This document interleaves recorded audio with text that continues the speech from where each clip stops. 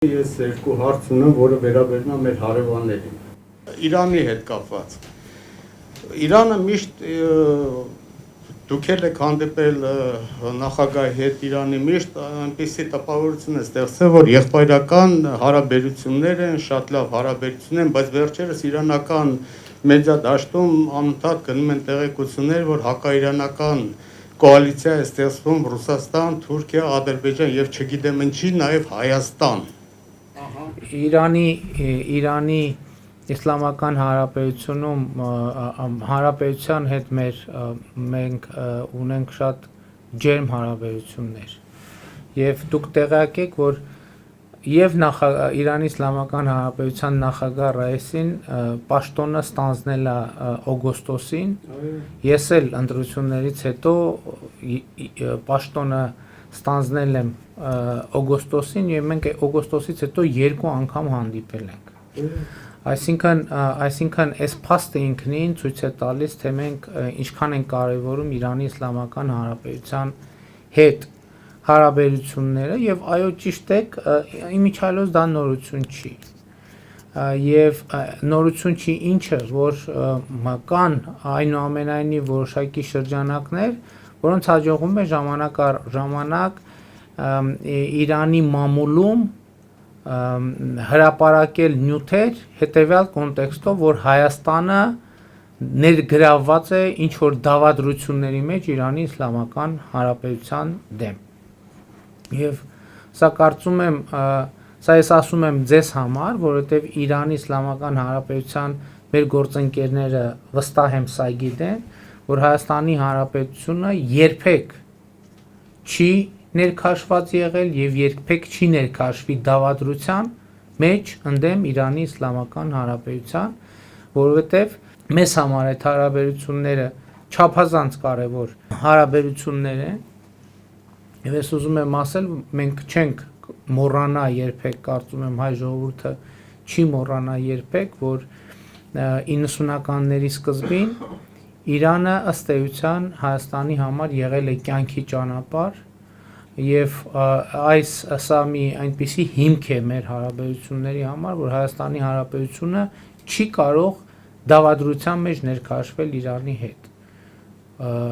Այլ բան, որ օրինակ Իրանի հետ մեր տնտեսական հարաբերությունները շատ դեպքերում խոչընդոտվում են այն պատժամիջոցների պատճառով, որոնք գոյություն ունեն։ Եվ պիտի նկատեմ, որ ոչ միայն Հայաստանը, այլև աշխարհում ընդհանրապես շատ երկիր չկա, որ ունի հնարավորություն այդ պատժամիջոցները շրջանցել։ Եվ այս օբյեկտիվ իրականության մեջ ենք մենք ապրում եւ ցավոք սրտի սա փաստ է, բայց որ Հայաստանը երբեք Իրանի դեմ դավադրությունների մեջ չի մտնի, դա կարծում եմ այնքան ակնհայտ է, որ դրա մասին նույնիսկ պետք չի ասել։ Մենք հիմա ընդհակառակը, տեսեք, մենք խոշոր նախագծեր ունենք Իրանի Իսլամական Հանրապետության հետ։ Եվ մենք նախագահ Ռայիսի հետ իմ քննարկումների ժամանակ ես խնդրել եւ առաջարկել եմ, որպեսզի մենք այդ նախագծերը արագացնենք իրականացումը։ Մասնավորապես կառուցվում է դեպի Իրան երրորդ էլեկտրագիծը բարձրավոլտ, որը կառուցում է իրանական ընկերություն եւ մենք անդադ մեր գործընկերներին խնդրում ենք հնարավորինս արագ այդ էլեկտրագիծը կառուցել։ Մենք հույս ունենք առաջիկայում երկարացնել գազ էլեկտրաէներգիայի դիմաց գործարքը։ Մենք ընդհանրապես կարծում ենք եւ նախագահ Ռայիսի հետ երկու հանդիպումների ժամանակ ես առաջարկել եմ, որ մենք վերադառնանք կամ վերհիշենք, որ կար մի այսպիսի նախագիծ Մեղրի հեկի շինարարություն, Մեղրի ջրամբարի եւ հեկի շինարարություն Արաքսգետի վրա, որը կարծում եմ շատ կարևոր է ոչ միայն էներգետիկ առումով, այլև ջրային ռեսուրսների համատեղ կառավարման առումով։ Եվ իմիջիայլոց ուզում եմ ասել, որ վերջին շրջանում Իրանի հետ մեր ունեցած երկարատև խնդիրներ են լուծվել։ Օրինակ, ագարակի պղնձամոլիբդենային կոմբինատի արտանետումների հետ կապված խնդիր կար Արաքսգետ եւ Իրանի մեր գործընկերները շատ երկար տարիներ այդ հարցը բարձրացնում էին եւ ես ուրախ եմ արձանագրել ես խոստացել էի Իրանի մեր գործընկերներին որ այդ հարցը կլուծվի եւ ուրախ եմ արձանագրել որ այդ հարցը լուծվել է որովհետեւ Ագարակի պղնձամոլիբդենային ֆաբրիկան կոմբինատը անցել է փակ ցիկլի եւ արտանետումներ չի անում եւ նաեւ սա էր պատճառը որ նույն սեփականատերն է Geopromining ընկերությունը երբ որ մենք տեսանք որ իդեմս Geopromining-ի ունենք գործընկեր որը արձագանքում է կառավարության հորդորներին եւ սա մեծ հնարավորություն տվեց ավելի խորացնել հարաբերությունները Geopromining ընկերության հետ Ինչ վերաբերվում է թե ինչու տեղի ունեցավ պատերազմը դա գիտեք շատ ավելի լայն համատեքստում պետքա դիտարկել եւ ես ձեզ ասեմ պատերազմը տեղի ունեցավ էլի ստիպված եմ մեջ բերել որ օրինակ 2018 թվականի ապրիլին երբ որ Սերժ Սարգսյան ազգային ժողովում ընտրվում էր վարչապետ իհարկե դրանից մի քանի օր հետո հրաժարական տվեց այս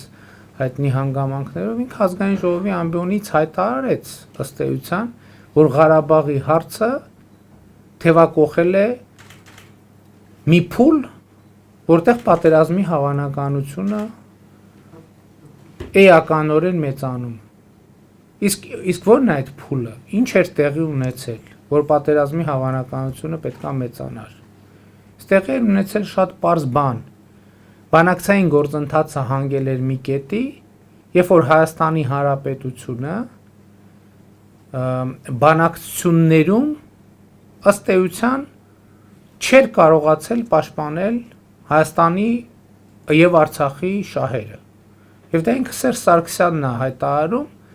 2018 թվականի ապրիլին ասելով որ Ադրբեջանը բանակցությունները որևէ հույս չեն ներշնչում ավելի ճիշտ բանակցությունները կանգնած են որովհետեւ Ադրբեջանի ակնկալիքները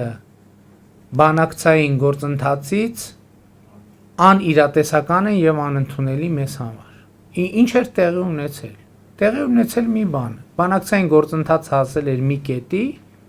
որ հայկական կողմը պետքա 7 շրջանները հանձներ 7 շրջանները պետքա հանձներ եւ Ղարաբաղի կարգավիճակում Ղարաբաղը որևէ կարգավիճակ պիտի չունենար այդ թվում նաեւ միջանկյալ մեծ հաշվով գիտեք եւ այդտեղ էլ պատահական բան չկա որովհետեւ եթե ինձ հարցնեք Ղարաբաղի հարցի կարգավորման ճարտարապետությունը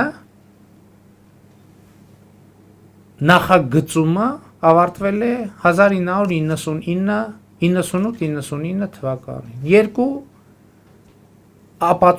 ապացուցելի իրադարձությամբ 2+1 ապացուցելի իրադարձությամբ առաջի իրադարձությունն այն է երբ որ Լեռնային Ղարաբաղը դուրս է թողնվել բանակցային սեղանից այսպիսով կորցնելով միջազգայինորեն ճանաչված իր միակ կարգավիճակը կներեք ես ասում եմ իր միակ կարգավիճակը բայց դա շատ լուրջ կարգավիճակ է որովհետև պատկերացրեք Լեռնային Ղարաբաղի ներկայացուցիչը սեղանի շուրջ նստում էր Միացյալ Նահանգների, Ռուսաստանի, Ֆրանսիայի եւ Ադրբեջանի ներկայացուցիչների հետ խոսում էր որպես բանակցությունների եւ հակամարտության կողմ Հայաստանի Հանրապետությունը եկավ եւ ասեց, որ Ղարաբաղը պետք չի, որ լինի բանակցությունների սեղանի շուրջ։ Եվ ընդ որում սա ես չեմ ասում, սրա մասին հայտարարել է Ռուսաստանի Դաշնության արտաքին գործերի նախարար Սերգեյ Լավրովը։ Այսինքն սա ապացուցելի փաստ է։ Երկրորդ փաստը հետեւյալն է, որ Հայաստանի Հանրապետությունը 1999 թվականին կողմ է քննարկել Եվրոպայում անվտանգության խարտիային Ստամբուլում ընդունված, որտեղ հստակ ասվում է, որ ազգային փոքրամասնությունների քաղաքական, էթնիկ, մշակութային իրավունքների պաշտպանությունը ոչ թե պետքա խաթարի տարածքային ամբողջականությունը, այլ պետք է ընդհակառակը ամրապնդի այն եւ այդ բոլոր հարցերը պետքա լուծվեն գոյություն ունեցող պետության կազմում։ Այսինքն սրանք փաստեր են եւ հաջորդը այն ժամանակ, երբ որ Հայաստանը սկսել է բանակցել տարածքների փոխանակման սկզբունքով Լեռնային Ղարաբաղի հարցը լուծելու մասին, ինքը ըստ էության ընդունել է, որ Լեռնային Ղարաբաղը Ադրբեջանի մասը, որովհետև երբ որ տարածք ես փոխում, Մեղրիի շրջանը պիտի տաս, որ Ղարաբաղը վերցնես, նշանակում է, որ Ղարաբաղը քո ընկալմամբ ունի նույն կարգավիճակը Մեղրին ստացողի համար, ինչ որ Մեղրին ունի Հայաստանի Հանրապետության համար։ Այսինքն իրականում ես այս աշխատանքային մեր քննարկումներում մեր թիմակիցներին ասում եմ, բայց էլի տենց կարող եմ համարել, որ երևի պետք է նաև այդ բանի մասին ասել, հրապարակային ասել այդ մասին։ Մենք իրականում այն բանակցային գործընթացը, որ տարվել է, իմ ժամանակակից բառապաշարով դա եղել է fake բանակցային գործընթաց, fake։ Ինչու՞։ Որովհետև երբ որ փորձ էր արվում իբր տարածքը միտեղ ընդունվում էր, որ Լեռնային Ղարաբաղի հարցը պետք է լուծվի ազգերի ինքնորոշման սկզբունքով, Հայաստանում եւ Արցախում մեծ էյֆորիա էր սկսվում։ Մինչդեռ նույնիսկ այդ պարագայում շատ բան չկար, ինչու, որովհետև այն բանակցությունները տեղի են ունենում հետևյալ սկզբունքի վրա՝ ազգերի ինքնորոշում, տարածքային ամբողջականություն եւ ազգերի ինքնորոշում։ Եվ գիտեք, որ Ադրբեջանի մեկնաբանությունն էր, որ ազգերի ինքնորոշում պետքա տեղի ունենա տարածքային ամբողջականության շրջանակներում։ Ինչի են իրանք այդպիսի բան ասում, որտեղից հնարավորություն ունեին այդպիսի բան ասելու։ Հենց իմ հիշատակած 99 թվականի Ստամբուլյան Եվրոպայում անվտանգության Ստամբուլյան խարտայի վրա հենվելով այնտեղի բանաձևն է, որ ասում է ազգի ինքնորոշումը իրավունքը պետության տարածքային ամբողջականությունը չպիտի խաթարի։ Եվ այդ ճարտարապետությունը այն ժամանակ արդեն նախագծվել է, թե ոնց պետքա լուծվի Ղարաբաղի հարցը։ Իսկ ինչու ավելի շուտ չի լուծվել բանի սկզբունքով, ասենք պատերազմը ինչու է տեղի ունեցել 2020 թվականին։ Ես դրա մասին էլ եմ նախկինում մի քանի անգամ խոսել։ Նախ մենք պիտի հիշենք, որ 2016 թվականին արդեն այդ զանգը հնչել էր, ընդ որում մենք պետք է իմանանք 2016 թվականի ապրիլյան պատերազմի ինչի համար է տեղի ունեցել եւ ինչ հանգամանքներում։ 2016 թվականի ապրիլյան պատերազմը տեղի է ունեցել 2016 թվականի հունվարին տեղի ունեցած մի շատ կարևոր իրադարձությունից հետո։ Այդ իրադարձությունը հետևյալն էր, որ համանախագահողները ըստ էության Հայաստանի առաջ դնում են պահանջ, հորդոր, որ Հայաստանը հայկական կողմը պետքա հրաժարվի Լեռնային Ղարաբաղին միջանկյալ կարգավիճակ տալու տրամաբանությունից։ Դեռ հələ ոչ թե վերջնական, այլ միջանկյալ կարգավիճակ տալու տրամաբանությունից։ Հայկական կողմը բնականաբար չի համաձայնվում եւ ապրիլին սկսում է 2016 թվականի ապրիլին սկսում է պատերազմը, որը նախերգանքներ 20 թվականի։ Իսկ ինչա 20 թվական, ինչա 16 թվի պատերազմը կանգնել, 20 թվականի պատերազմը չի կանգնել։ Մեկը այն պատճառով, որ նախերգանք էր, եւ կար երկրորդ պատճառը։ 2011 թվականին էլ, 13-ին էլ, 14-ին էլ, 15-ին էլ, 16-ին էլ Ադրբեջանը վերլուծելով հասկացել է, որ ինքը կարա դեռ սպասի, ինչու՞։ Որովհետև ժամանակը աշխատում է իր օգտին։ Իսկ 2018 թվականի հեղափոխությունից, 2019 թվականի տնտեսական ցուցանիշներից եւ Հայաստանի ռազմական կարիքների ձեռքբերումների վերլուծությունից Ադրբեջանը հասկացել է, որ էլ պետք չի սպասի, որովհետև եթե 2014 թվականին վստահ էր, որ 2018 թվականին Հայաստան ավելի թույլ է լինելու, քան 14 թվականին, 2019 թվականին վստահ չէր, որ 2023 թվականին Հայաստանը ավելի թույլ է լինելու, քան 2019 թվականին։ Ես չեմ ասում իրենից ուժեղ։ Ես ասում եմ Հայաստանը ինքը իր համեմատությամբ։ Էսա ծառայել, էսա եղել ամբողջ պատմությունը։ Եվ այսպիսին է իրողությունը։ Եվ հաջորդը պատերազմ կանխելու մասին են։ Շատ խոսվում է, որը շատ կարևոր թեմա է։ Մենք բոլորս պետք է իմանանք, որ հնարավոր չէ պատերազմը կանխել առանց տարածքների վերադարձի առանց նախապայմանի։ Այսինքն, եթե մենք ուզում ենք պատերազմը կանխենք, մենք պիտի տարածքները վերադարձնենք առանց նախապայմանի։ Առնվազն 5-ը, այն երկուսի հարցը ուրիշ հարց է, այդ էլ ժամանակի ընթացքում մի անգամ ես դրա մասին ազգային ժողովում խոսել եմ, բայց իրականում 7 տարածք մենք պետք է վերադարձնենք առանց նախապայմանի։ Շատ են խոսում Շուշիի մասին, ճիշտ է։ Եվ ես դրան էլ եմ անդրադարձել, չգիտեմ դուք առիթ ունեցել եք հետևելու թե չէ, որ ես ասացի, որ միշտ էլ Շուշիի հարցը եղել է, որովհետև Ադրբեջանը երբեք չի հրաժարվել այն մտքից, որ Ղարաբաղի ադրբեջանցիները պիտի վերադառնան եւ բնակվեն Ղարաբաղում։ Իսկ որտեղ պետք է բնակվեն, եւ հայկական կողմն էլ չի վիճարկել դա իմիջայլոց։ Ավելին, երբ որ բանակցային բանի սեղանի շուրջ եղել է, այսպես ասած, հանրաքվեի կամ հարցման կամ պլեբիսցիտի տարբերակ, հայկական կողմն էլ ընդունել, որ պետք է նաև Լեռնային Ղարաբաղի ադրբեջանցիները այդ հանրաքվեին կամ պլեբիսցիտին մասնակցեն, որպես Լեռնային Ղարաբաղի բնակիչ։ Բայց Լեռնային Ղարաբաղի ադրբեջանցի բնակիչները որտեղ էին բնակվելու։ Բնակիչ նշանակում է բնակության տեղ ունեցող, չէ՞։ Որտեղ էին բնակվելու։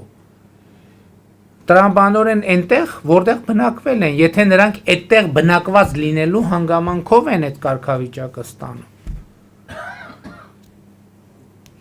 Բայց ես իմանայեմ ինչի եմ այս ամեն ինչը ասում, օրինակ շատերը հարցնում են եւ իմիջիալոց միջազգային դիտորդներն են, այդ ոնց եղավ, որ այս պատերազմից հետո այս կառավարությունը նորից ընտրություններում հաղթեց։ Փառք Աստծո ընտրությունների լեգիտիմությունը եւ օրինականությունը Հայաստանից դուրս ոչ մեկ կասկածի տակ չի դնում, Հայաստանի ներսում է կասկածի տակ են դնում այն ուժերը, որոնք ժողովուրդն էլ կասկածի տակ չի դնում։ Բարձ պատճառով հաղթեց Հայաստանի կառավարությունը, որովհետև մենք դուրս եկանք եւ ժողովրդի հետ անկեղծ խոսեցինք։ Եվ ժողովուրդը մեզ լսեց, մեր ասածը համադրեց իր տեսածի հետ, ինչ որ ինքը տեսել է 30 տարի լսել է։ Հիմա այսօր մեզ այսքան քննադատում են, ասում են, բան, ինչ եք ասել այդ ճանապարհի հետ կապված պատմությունը Սյունիքի մարզում։ Բայց Սյունիքի ավագ սերնդի ներկայացուցիչները գիտեն, որ 90-ականների կոնֆլիկտը երբ որ սկսել է, այդ ճանապարհը փակ է եղել։ Կոնֆլիկտի մեկնարկին այդ ճանապարհը փակ է եղել եւ անընդհատ կոնֆլիկտի բախումների թատերաբեմ է եղել ճանապարհը։ Հենց Էյվազլի եւ Չայզամի գյուղերի հատվածում, որոնք եղել են սովետական ադրբեջանական գյուղեր։ Գիտեք, հասկանում եք, մենք մեր ընդհանրապես 30 տարվա ամենամեծ խնդրեմը այն է եղել, որ մենք իրականության հետ չենք առերեսվել։ Չենք առերեսվել իրականության հետ։ Մենք ասել ենք իրար սենց հավաքվել ենք, ասել ենք փաստարկներ, խոսել ենք, բայց մենք հարց չենք տվել, իսկ դրսի հայացքից մեր ասածը ո՞նց է հնչում։ Իսկ դրսում միջազգային հանրությունը մեր ասածը ո՞նց է ընկալում։ Ընկալում է թե չի ընկալում։ Եվ եթե ամեն ինչ մեր ասելով լներ, ցավոք այդպես չի եւ չի կարող լինել։ Մեր ընկալումը ինչա, որ մենք իրողությունները պետք է արձանագրենք, սպառնալիքները պետք է արձանագրենք եւ ազգային ընկալում ձևավորենք այդ հարցերի շուրջ։ Կներեք, այ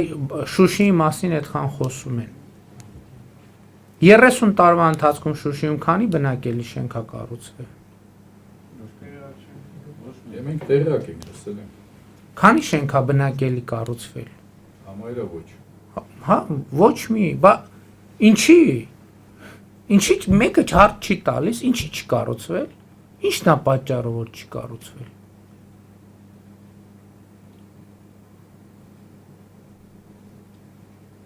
Համարվել է որպես արտադրական։